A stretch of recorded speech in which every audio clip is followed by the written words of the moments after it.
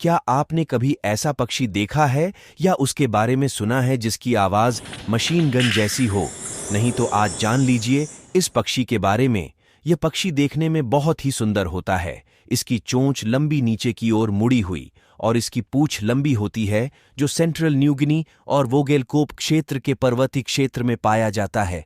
इसके बड़े बड़े पंख होते हैं। नर ब्लैक बर्ड का रंग गहरा काला और नीला होता है, वहीं मादा ब्लैक बर्ड का रंग भूरे सफेद होता है। ये पक्षी सर्वहारी होते हैं। ये फल, कीड़े और अन्य जानवरों के शिकार को खाते हैं। इस पक्षी का नाम ब्लैक सिकल बिल है। इस पक्षी की आवाज़ ऐसी होती है जैसे मानो मशीन गन चल रही हो।